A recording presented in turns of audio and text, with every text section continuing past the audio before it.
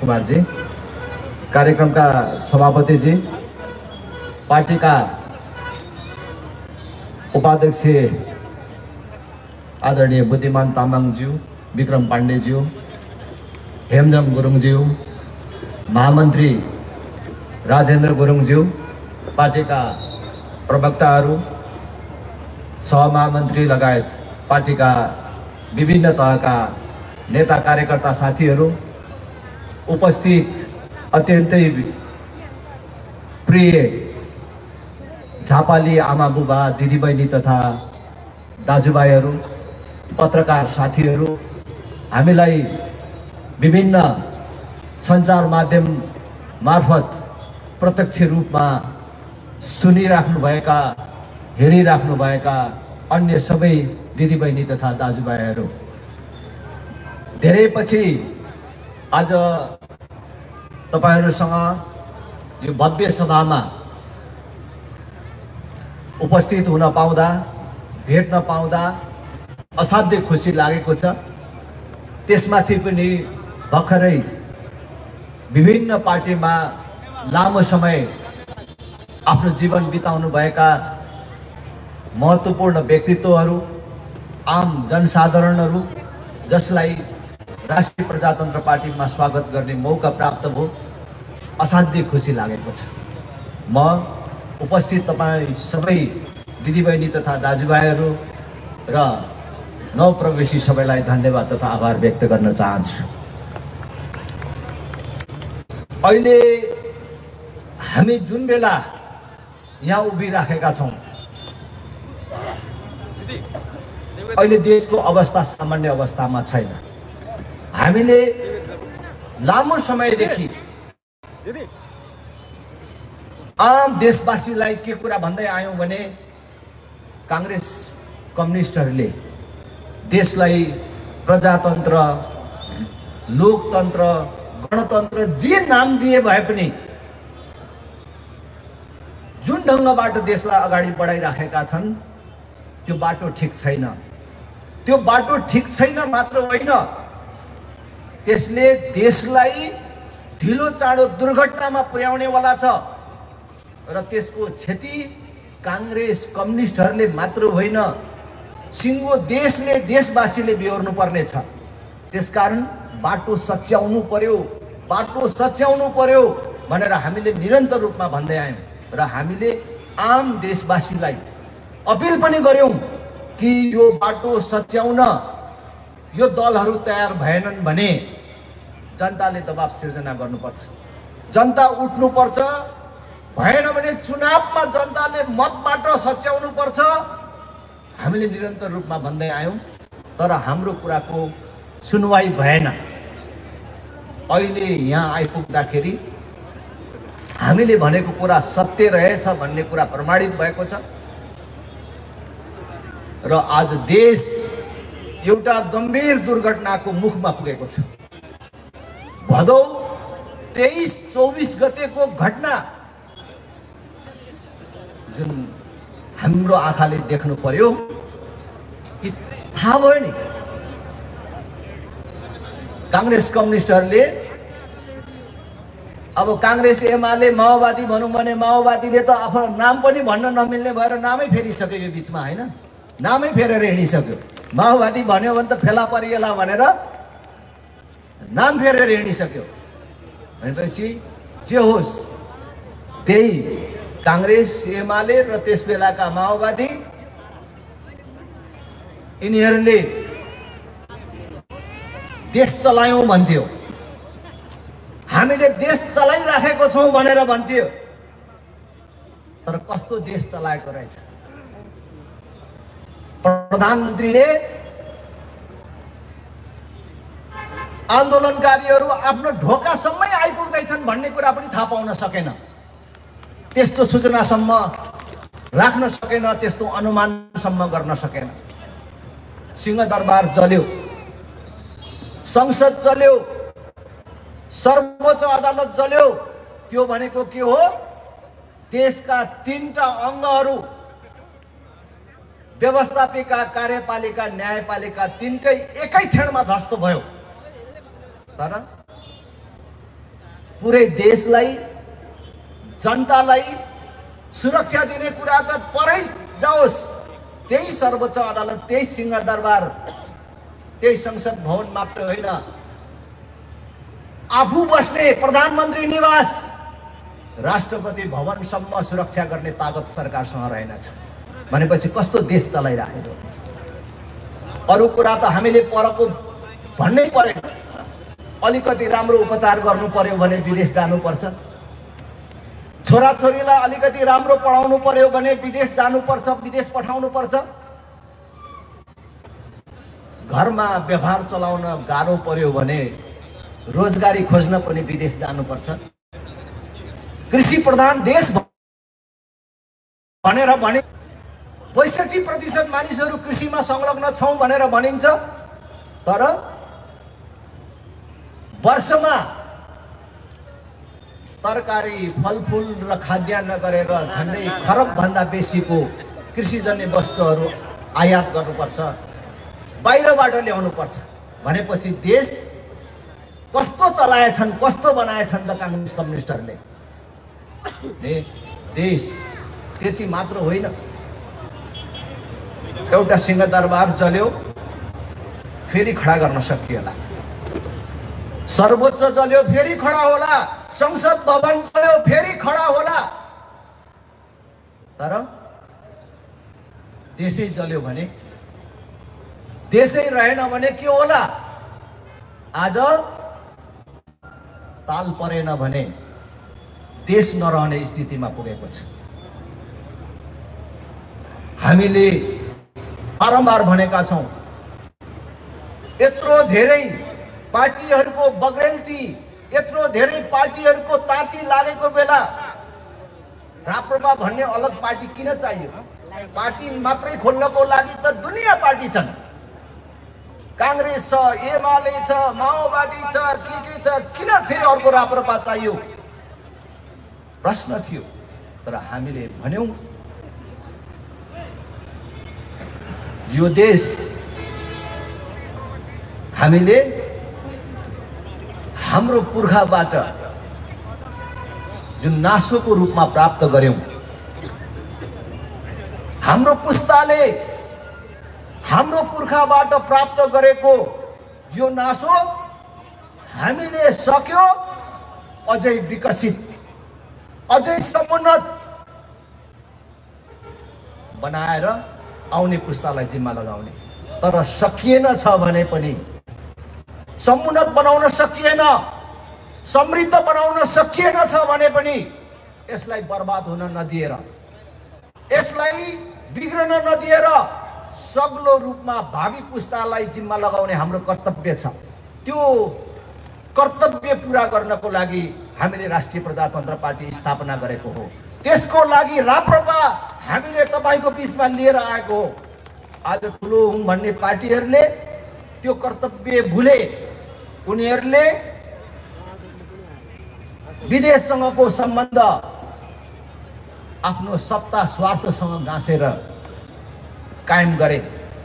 आज नेपालमा प्रधानमन्त्रीको हुनुपर्छ अनि कुन चुनावमा कुन पार्टीले जित्नुपर्छ भन्ने कुरा विदेशीहरूले तय गर्दैन थाले र सत्ता केन्द्रित वैदेशिक नीतिको कारण नेपाल भू राजनीतिको चक्रव्यूहमा पर्न सक्ने खतरा छ र एक दिन नेपालको अस्तित्व समेत समाप्त हुन सक्ने खतरा छ। त्यसकारण देश बचाउनको लागि र देश बचाएर देश बनाउनको लागि राप्रपा खाँचो छ भनेर हामीले भन्यौं। आज त्यो कुरा प्रमाणित भएको छ। आज हेर्नुस् दलहरूको हातमा के रहेछ? आज सरकार कसले बनाइदियो? आज कसको सिफारिसमा मन्त्रीहरू बनिराखेका छन्? राजेन्द्र लिङ्गदेनले यहाँबाट भन्नुपर्छ। आज हरेक मान्छेलाई थाहा छ कि छैन? त्यति मात्र होइन, अब आउने चुनावमा कुन पार्टीले जित्नुपर्छ, कुन पार्टीले हार्नुपर्छ त्यो पनि विदेशीहरूले योजना बनाइदिँदैछन् भन्ने कुरा तपाईहरुले सुनिराख्नु भएको छ। त्यति मात्र होइन, विदेशीहरूले यहाँ पार्टी पनि बनाइदिँदैछन् भने देश एउटा गम्भीर संकटतर्फ फस्न लागेको छ। त्यो सबैबाट जोगाउनको लागि अब एक मात्र बाटो र विकल्प राष्ट्रिय प्रजातन्त्र पार्टीको बाटो। त्यसकारण हामीले केवल चुनावमा केही सिट जित्ने कुरा मात्रै लिएर आएका छैनौँ। हामीले राष्ट्रिय प्रजातन्त्र पार्टीले जित्ने र राष्ट्रिय प्रजातन्त्र पार्टीले जित्नुपर्छ भन्ने कुरा मात्रै लिएर आएका छैनौँ। चुनाव भएछ भने हामी उम्मेदवार भयौँ भने त्यो कुरा पनि लिएर आउला। तर त्योभन्दा पनि ठुलो कुरा आज देशले जित्ने कुरा लिएर आएका छौँ। देशलाई जिताउने कुरा हामीले लिएर आएका छौँ।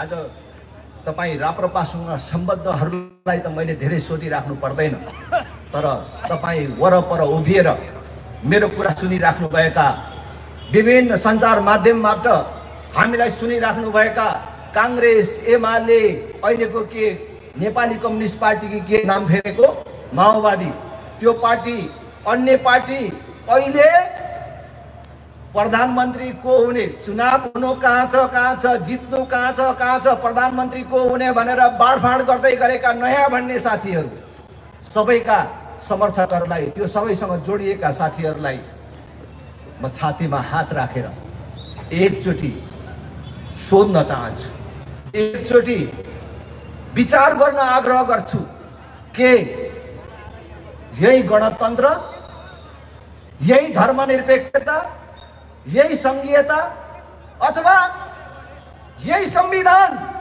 र यही संवैधानिक व्यवस्थाबाट यो देशलाई दुर्घटनामा जानबाट रोक्न सकिन्छ? यही संविधान, यही व्यवस्था अन्तर्गत हुने चुनावबाट भविष्यमा यो भन्दा पनि भदौ 23-24 गतेको भन्दा पनि ठुलो द्वन्द्व हुन सक्ने सम्भावनाबाट रोक्न सकिन्छ? मलाई लाग्छ तपाईँ काङ्ग्रेसी भएर पनि नेपाली मन, एमाले भएर पनि नेपाली मन, माओवादी अरू कुनै पार्टी भएर पनि तपाईँको अन्तरात्मामा नेपालीपन र नेपाली मन जीवित छ भने तपाईँको अन्तरात्माले भन्छ कि यही व्यवस्था, यही भ्रष्ट व्यवस्था, भ्रष्ट निर्वाचन प्रणाली, भ्रष्ट राज्य संरचना, भ्रष्ट नियुक्ति प्रणालीलाई बोकेर देश अगाडि बढ्न सक्दैन। त्यसमा तपाईँको आत्माले भन्छ, तपाईँले जानिराख्नु भएको छ, तपाईँले बुझिराख्नु भएको छ भने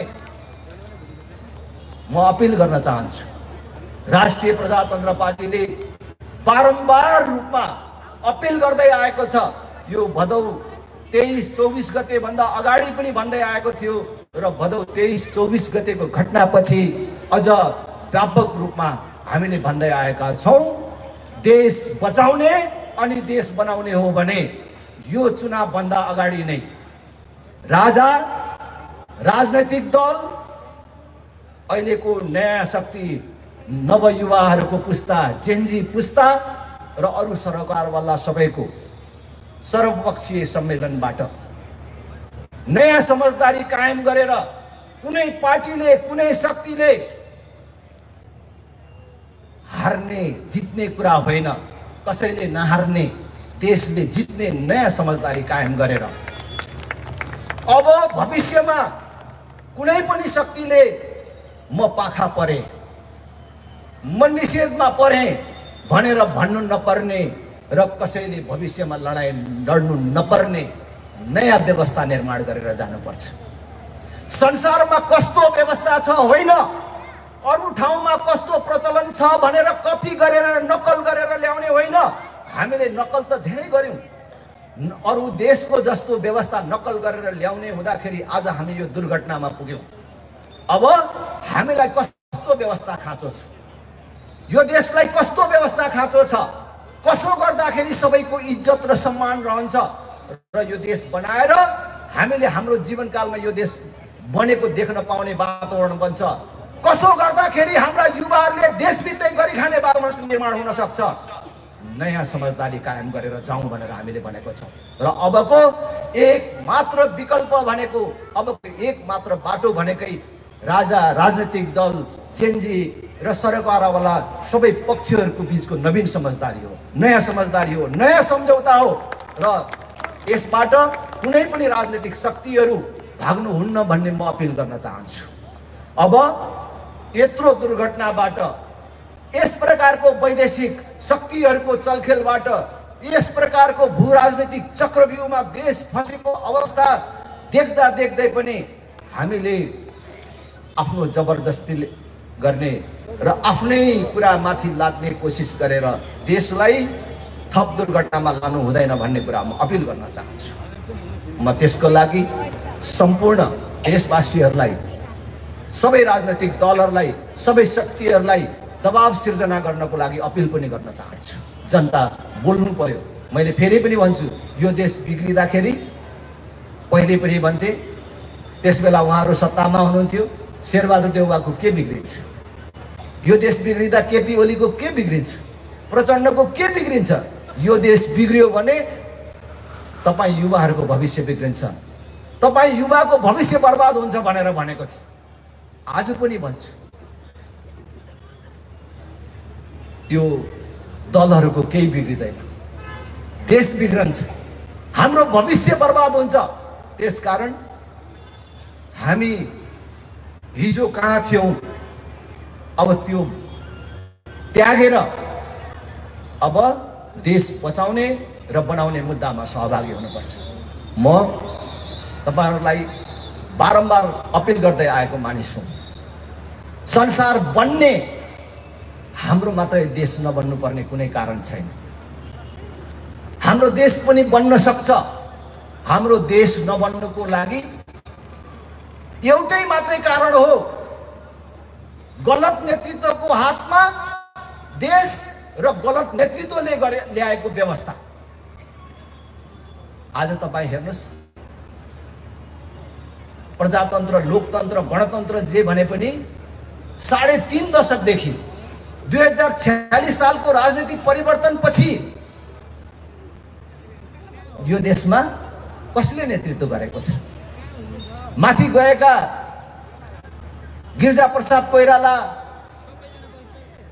सुशील कोइराला, मनमोहन अधिकारी लगायतका केही मानिसहरूदेखि बाहेक त्यही शेरबहादुर देउवा, त्यही केपी ओली, त्यही प्रचण्डको वरिपरि देश घुमेको छ कि छैन? प्रजातन्त्र भने पनि, लोकतन्त्र भने पनि, गणतन्त्र भने पनि तिनै मानिसहरूको सिन्डिकेटमा देश घुमिराखेको छ। आज यिनै पार्टी, यिनै नेता अब बोकेर अथवा यिनै नेताले ल्याएको व्यवस्था ठीक हो भन्ने, नयाँ हो भन्ने कथित नयाँलाई बोकेर देश बन्छ कि बन्दैन? अब हामीले गम्भीरतापूर्वक सोच्नुपर्छ। समस्या मैले भने नेतामा त छ, तर नेताहरूले ल्याएको व्यवस्थामा पनि छ। देश किन बन्दैन? किन बनेन? आज हामीले सबभन्दा पीर चिन्ता गरेको अनेक समस्याहरूको थुप्रो माथि सबभन्दा माथिल्लो चीज के हो? हामीले सबैले आपत्ति जनाउने र हामी सबैले भन्ने कुरा के हो? भ्रष्टाचार भयो यो देशमा। भ्रष्टाचारबाट कोही पनि अछुत रहेन।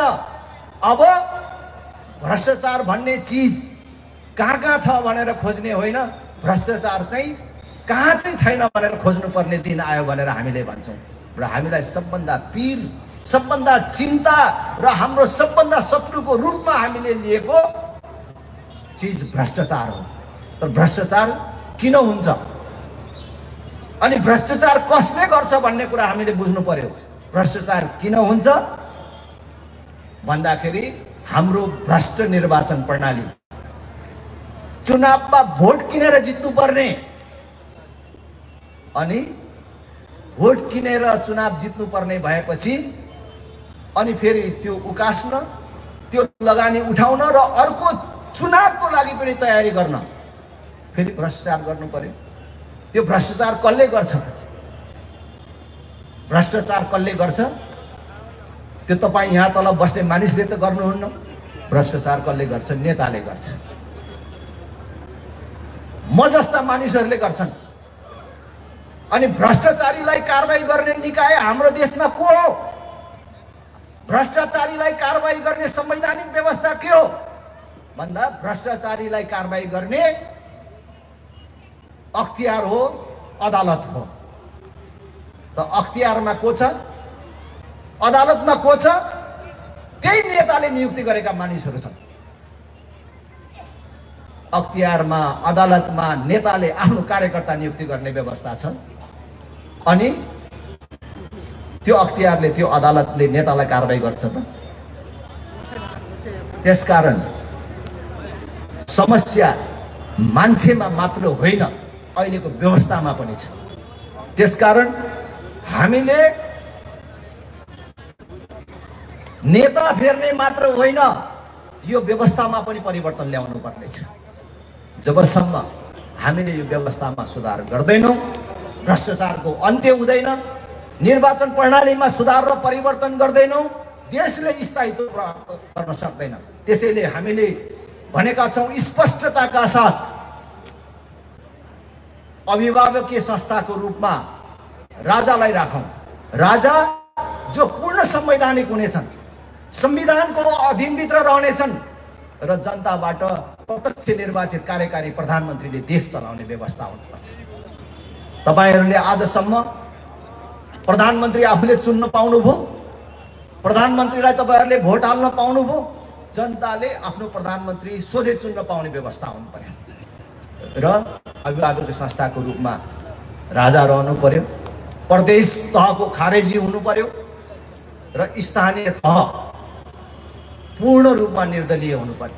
आज हेर्नुहोस् त, स्थानीय तहमा समेत दलीय आधारमा चुनाव हुने हुँदाखेरि एउटा वार्ड अध्यक्ष कुनै अर्को पार्टीको मान्छेले जित्यो भने त्यो वार्डको जनताको सबै विषयमा रातो कलम चलाउने मान्छे त्यो वार्ड अध्यक्ष। त्यो वार्ड अध्यक्षलाई झोक चल्यो भने अर्को पार्टीको मान्छेलाई के भन्छ, म 5 वर्ष म अध्यक्ष रहन्छ, तँलाई सिफारिसै गर्दिन भन्छ। विभाजन तल तलसम्म पुगेको छ। त्यसकारण स्थानीय तह गैरदलीय हुनुपर्छ र हामीले यसरी हामीले स्पष्ट खाकाहरू राखेका छौँ मात्र होइन, हामीले देश बनाउनको लागि हामीले 5वटा हाम्रो देशको शक्ति समेत स्पष्ट पारेका छौँ। हाम्रो देश बनाउनको लागि मैले बारम्बार भनेको छु, संसार बन्ने हाम्रो देश मात्रै नबन्नु पर्ने कुनै कारण छैन। मेरो मुखबाट तपाईहरूले धेरैचोटि सुन्नु भएको छ, हाम्रा युवाहरूले यहाँबाट गएर दुबई बनाउने, कतार बनाउने, मलेसिया बनाउने, तर हाम्रो देश किन बन्न नसक्ने? हाम्रो देश उनीहरूले किन नबनाउने? कतार तपाईहरूले सुन्नु भएको छ, कतार गएर आउनु भएको छ। यी मैले अनुहार कतिको देखिरहेको छु कतारबाट फर्केर आएकाहरू। त्यो कतारको जनसङ्ख्या अहिले पनि 5 लाख पुगेको छैन। जुन देशको जनसङ्ख्या 5 लाख छैन, त्यो देशले कुनै बेला 25 लाख विदेशीहरूलाई रोजगारी दिएको थियो र त्यसमध्ये हाम्रो देशको मात्रै 5 लाख युवाहरूले रोजगारी पाएका थिए र अहिले पनि त्यहाँ 2 लाख भन्दा बेसी नेपाली युवाहरूले रोजगारी पाइरहेका छन्। त एउटा सानो देश कतारले त्यत्रो रोजगारी सिर्जना गर्न सक्छ, हाम्रो देशले किन सक्दैन? त्यस्तो मरुभूमि आज संसारको गन्तव्य देश, संसारका युवाहरूका मानिसहरूको रोजगारदाता देश बन्न सक्छ, हाम्रो देश किन बन्न सक्दैन? हाम्रो देश पनि बन्न सक्छ। हाम्रो देश बन्नका लागि हाम्रो देशको ऊर्जा, हाम्रो देशको कृषि, हाम्रो देशको पर्यटन, अहिले पछिल्लो दिनमा आएको सूचना प्रविधिको विकास र विदेशमा रहेका नेपालीहरूको सिप र पुँजीलाई हामीले ठिक ढङ्गले उपयोग गर्यौँ भने हामीले 5-10 वर्षभित्रमा यो देश बनेको हाम्रो आँखाले देख्न पाउँछौँ। हामीले हाम्रो जीवनकालमै यो देश बनेको हेरेर मर्न पाउँछौँ।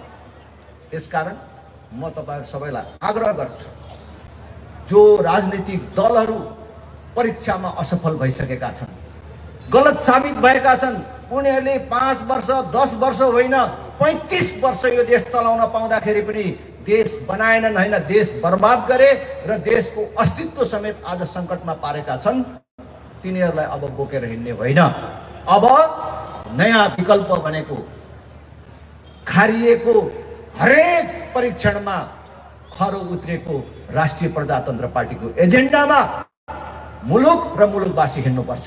त्यसकारण म तपाईहरुलाई फेरि पनि जोड दिएर भन्छु, देश बचाउने हो र देश बनाउने हो भने अब राष्ट्रिय प्रजातन्त्र पार्टीको बाटोमा हिँडौं। अहिले कुनै जातको कुरा, कुनै क्षेत्रको कुरा होइन, आज देशको कुरा आएको छ। देश रह्यो भने हामी रहन्छौं। देश आज प्रथम कुरा भएको छ। हामीले पहिले देशको अस्तित्व संकटमा छ भन्दाखेरि हामीले जनतामा भय सिर्जना गरेको कपोलकल्पित कुरा गरे जस्तो लाग्थ्यो, तर आज त्यो कुरा सबले अनुभव गर्न थाल्नु भएको छ। बंगलादेशमा के भइराखेको छ, उता थाइल्यान्डतिर के भइराखेको छ, कम्बोडियातिर के भइराखेको छ। आज सर्वत्र हिन्दुत्वमाथि आक्रमण भइराखेको छ। आज हाम्रो यो क्षेत्र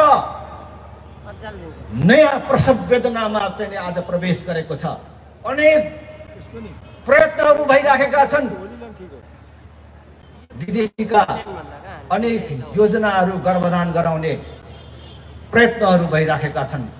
त्यो सबबाट देशलाई जोगाउने म फेरि भन्छु, एउटा मात्रै बाटो राष्ट्रिय प्रजातन्त्र पार्टीको बाटो हो। त्यसकारण सबै दिदीबहिनी दाजुभाइहरूलाई, मेरा प्रियजनहरूलाई अपिल गर्न चाहन्छु, झापा जुन जिल्लाले राष्ट्रिय प्रजातन्त्र पार्टीलाई पहिलो दोस्रो पार्टी त बनाएन, तर राष्ट्रिय प्रजातन्त्र पार्टीलाई मर्नबाट जोगायो, राष्ट्रिय प्रजातन्त्र पार्टीको बिउ मासिनबाट जोगायो। हाम्रो सबै प्रकारको सारो गाह्रोमा तपाईहरुले साथ दिनुभयो। आज राष्ट्रिय प्रजातन्त्र पार्टी तपाईहरुको जगमा उभिएर, तपाईहरुको मद्दतको बलमा उभिएर आज देशको एउटा बलियो शक्तिको रूपमा स्थापित भएको छ। एकचोटि म सम्पूर्ण झापावासीहरूलाई अपिल गर्न चाहन्छु, राष्ट्रिय प्रजातन्त्र पार्टीलाई सहयोग गर्नुहोस्। म सबै युवाहरूलाई अपिल गर्न चाहन्छु, विभिन्न पार्टीमा रहेका स्वतन्त्र रहेका युवाहरूलाई अपिल गर्न चाहन्छु, भ्रष्टाचारको विरुद्ध सुशासनको पक्षमा होस् अथवा देशभक्तिको पक्षमा होस्, चाहे लोकतन्त्रको पक्षमा होस्, एउटा खरो उत्रिएको तपाईको भाइ, तपाईको दाइ, तपाईको साथी, तपाईको छिमेकी, तपाईको आफन्त, तपाईले हरेक कुरामा छामेको बुझेको मान्छेले नेतृत्व गरेको राष्ट्रिय प्रजातन्त्र पार्टी आज देश बचाउने र बनाउने मुद्दा लिएर तपाईको बीचमा आएको छ। एकचोटि मद्दत गर्नुहोस्। म सबैको मद्दत माग्न चाहन्छु, एकचोटि तपाईहरुको सबैको साथ चाहन्छु। म बेइमान गर्दिन, तपाईहरुलाई धोका दिन्न। राष्ट्रिय प्रजातन्त्र पार्टीले तपाईहरुलाई धोका दिन्न। मैले बारम्बार भनेको छु, थुक्क यो राप्रपा पनि उस्तै रहेछ, यो राजेन्द्र लिङ्गदेन पनि उस्तै रहेछ भन्ने मौका दिन्न। एकचोटि साथ दिनुहोस् भन्ने म अपिल गर्न चाहन्छु।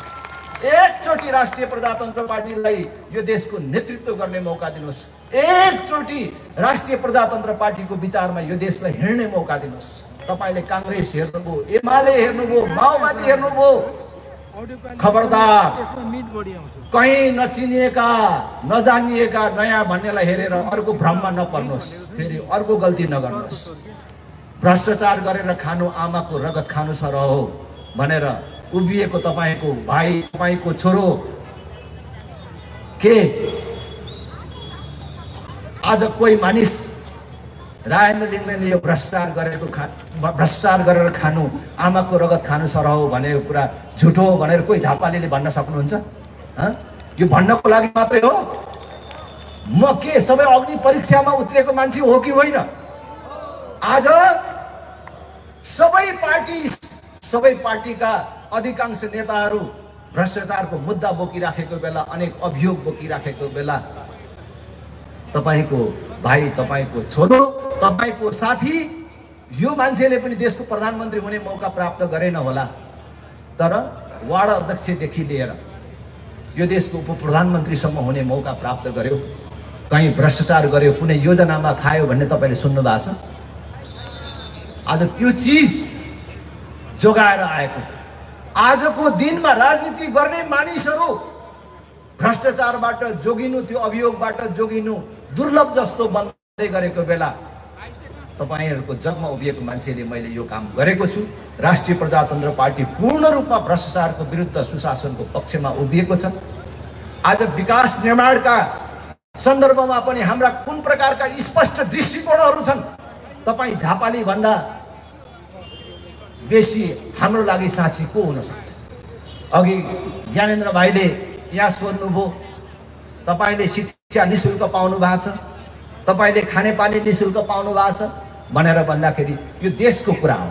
तर राष्ट्रिय प्रजातन्त्र पार्टीले बहुमत प्राप्त गरेको हाम्रो ठाउँमा त शिक्षा निशुल्क छ कि छैन? ए हल्दीबारीको साथीहरू हात उठाउँ त। शिक्षा निशुल्क छ कि छैन?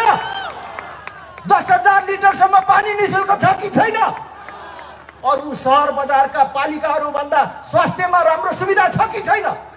भनेपछि राष्ट्रिय प्रजातन्त्र पार्टीले पायो भने देश त्यस्तै बनाउँछ।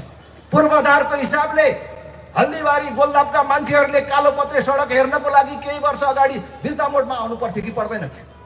आज यताका मान्छेले कालोपत्रे सडक स्थानीय तहले कसरी बनाउँछ भन्ने कुरा हेर्न त्यहाँ जानुपर्ने भएको छ। यहाँका मान्छेले हामीलाई पनि त्यतै गाली दिए हुन्थ्यो भन्ने माग गरिराखेका छन्। मैले कतिपय मान्छेलाई भेट्छु, अब तपाईँको अध्यक्षले त्यहाँ फेरि उठ्न पाउँदैन, यता पठाइदिनुहोस् भनेर मागेको भेटेको छु। तपाईँ भन्दा साँची हाम्रो लागि को छ? भद्रपुरमा 2टा वार्ड जितेको छ। त्यहाँ एउटा वार्डमा हाम्रो बहुमत छैन, तर त्यहाँ पनि वार्ड अध्यक्षले गरेको काम हेर्नुहोस्। तर एउटा वार्डमा 5 सिट हामीले जितेको छ। त्यो एउटा वार्ड मात्रै हामीले जित्दाखेरि त्यो वार्डमा उच्च माविहरूसम्म 12 कक्षासम्म निशुल्क छ, वार्डले नै व्यवस्था गरिरहेको छ। त्यो वार्डमा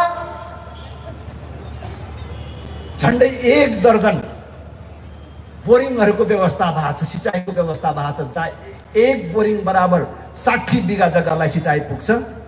त्यो बोरिङ तपाईँ जति चलाउनुहोस्, जति सिँचाइ गर्नुहोस्, त्यो मिटरमा जति पैसा उठ्छ वार्डले तिर्दिने गर्ने व्यवस्था गरेका छ।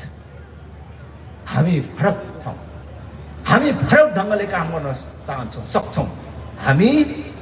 हामी केवल अर्काको आलोचना गर्ने मात्र होइन, जनताले विश्वास गरे भने, मौका प्राप्त गरे भने हामीसँग देश बनाउने योजना छ। त्यसकारण म तपाईहरु सबैलाई फेरि पनि एकचोटि साथका लागि अपिल गर्छु।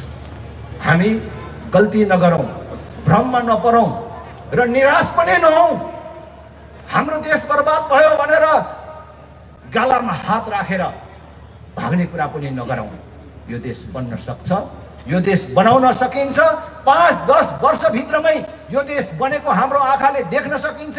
म संसारभरका सबै युवाहरूलाई यही फर्काएर ल्याइन्छ भनेर त म भन्दिन, तर 40-50 हजार तलबका लागि हाम्रो कुनै युवाले विदेश जानु नपर्ने परिस्थिति यही देशभित्र निर्माण गर्न सकिन्छ। अब यी ठुल्ठुला बाटाहरू त बन्छन्, त्यति मात्र होइन, हामी जस्तो मानिसहरूले यो देश चलाउन पायौं भने माथि माथि गुड्ने पहिले रोपवे भन्थ्यो। हेटौडा काठमाडौँमा रोपवे चलेको कति मानिसहरूलाई थाहा छ कि छैन? राजाको पालामा माल सामान लान्थ्यो। अब माथि माथि कुद्ने रेल नेपालमा ल्याउन सकिन्छ। यो ठट्टाको कुरा होइन। यहाँबाट 2 घण्टामा काठमाडौँ पुग्ने व्यवस्था गर्न सकिन्छ। एकै दिनमा काठमाडौँमा पुगेर आफ्नो काम सकेर फेरि यतै आउने व्यवस्था गरिन्छ। अब नेताले चढ्ने गाडी अर्को, जनताले चढ्ने गाडी अर्को होइन। सबैलाई छिटो चाहिएको छ, सबैलाई सजिलो। नेता र जनता र यो ठाउँको सबभन्दा धनी मानिस र यो ठाउँको सबभन्दा गरिब मानिस एकै ठाउँ यात्रा गर्ने व्यवस्था मिलाउन सकिन्छ। त्यसको लागि दृष्टिकोण चाहिन्छ। त्यसको लागि हाम्रो शक्ति छ, हाम्रो क्षमता छ। आज नेपालको विद्युत क्षमता कति छ तपाईहरुलाई थाहा छ? नेपालको विद्युत क्षमता सरकारको अध्ययन अनुसार 83,000 मेगावाट छ भनेर भनिन्छ। तर म भन्छु नेपालको विद्युत उत्पादन क्षमता त्यो लाख भन्दा बेसी छ, 1 लाख मेगावाट भन्दा बेसी छ। तर अहिले उत्पादन कति भइराखेको छ? 4,000 पनि छैन। त्यसलाई हामीले 6,000, 8,000, 10,000, 20,000 गर्दै 50,000 मेगावाट उत्पादन हामीले यो देशमा गर्यौं भने सम्पूर्ण चीज बिजुलीले चल्नेछ। पेट्रोलियम पदार्थको आयात रोकिनेछ। हाम्रो घरमा ग्यासले भात पकाउने होइन, बिजुलीले पकाउँछौँ। 2000 लाग्ने ठाउँमा 1000 ले काम चल्छ। सम्पूर्ण गाडीहरू बिजुलीले चल्छन्। अनि माथि बिजुलीले चल्ने रेल। केपी ओलीले भन्नुहुन्थ्यो यहाँ पूर्व पश्चिम विद्युतीय रेलमार्ग भनेर यहाँ जग्गा कति वर्षदेखि रोका राखिरहेछ। अब होइन, तल भुइँमा होइन, माथि कुद्ने रेलको व्यवस्था गर्न सकिन्छ। बिजुलीको अब त्यो व्यवस्था आउँछ। त्यसकारण मैले फेरि पनि भन्छु, त्यसको लागि जनता तयार हुनु पर्यो। हामीसँग कुनै वैदेशिक सहयोग चाहिँदैन। विदेशमा रहेका नेपालीहरूको पैसा र उनीहरूको सिपलाई मात्रै हामीले ठिक ढङ्गले उपयोग गर्यौँ भने कसैलाई भर्नु पर्दैन। भ्रष्टाचार मुक्त देश बनाएर हामीले अगाडि बढ्यौँ भने मैले भने फेरि पनि यो 3 चोटि आजै मात्रै दोहोऱ्याएर भन्छु, हाम्रै जीवनकालमा यो देश बनेको हाम्रो आँखाले देख्न पाइन्छ। आफ्नो जीवनकालमा यो देश बनेको हेरेर मर्ने हो भने एकचोटि राष्ट्रिय प्रजातन्त्र पार्टीको बाटोमा आउन म फेरि पनि सबैलाई हार्दिक अपिल गर्छु। आज थुप्रै दिदीबहिनी दाजुभाइहरू, खास गरी धर्मराज माझी जस्तो वीरता मल्टको सुपरिचित नाम, शिक्षा सेवी, शिक्षा व्यवसायी, नेपाली कङ्ग्रेसमा लामो समयसम्म काम गर्नुभएका व्यक्ति जस्ता साथीहरू अचानक मैले राष्ट्रिय प्रजातन्त्र पार्टीमा प्रवेश गरेको देख्दाखेरि असाध्यै खुसी लागेको छ। तपाईहरू सबलाई हार्दिक बधाई भन्न चाहन्छु। र अरू पनि साथीहरू पर कहीँ बस्नु भएको छ, जाउँ कि नजाउँ भन्नुभएको छ, आउनुहोस्। हाम्रो राजु जमकन्दङमा राजेशहरूलाई त पहिल्यैदेखि नै मैले भनिराखेको, तपाईहरू उमेर खेर नपाल्नुहोस्, समय बर्बाद नगर्नुहोस्। तपाईहरूसँग हातेमालो गरेर हिँडेको, तपाईँको गाउँ समाजमा हुर्केको, एउटा निष्ठामा हुर्केको मान्छेले राप्रपा नेतृत्व गरिराखेको छ। मद्दत गर्नु तपाईहरूको कर्तव्य हो भनेको थिएँ। आज सबै जोडिनु भयो। सब साथीहरूलाई म हार्दिक स्वागत भन्न चाहन्छु। धेरै धेरै बधाई छ, धेरै धेरै धन्यवाद। अब जाने बेलामा राष्ट्रिय प्रजातन्त्र पार्टी जिन्दाबाद उठाउँ एकचोटि सबैजना। राष्ट्रिय प्रजातन्त्र पार्टी जिन्दाबाद, राष्ट्रिय प्रजातन्त्र पार्टी जिन्दाबाद, राष्ट्रिय प्रजातन्त्र पार्टी जिन्दाबाद। हस्, धेरै धेरै धन्यवाद। धेरै धेरै धन्यवाद केन्द्रीय अध्यक्षज्यू। र आजको यो सभालाई धन्यवाद ज्ञापन गरिदिनु हुनको लागि म राष्ट्रिय प्रजातन्त्र पार्टीका केन्द्रीय प्रवक्ता, कोशी प्रदेश संसदीय दलका नेता, पूर्व मन्त्री, झापाका लोकप्रिय नेता भक्ति प्रसाद सिटोलाजीलाई म हार्दिक अनुरोध गर्दछु।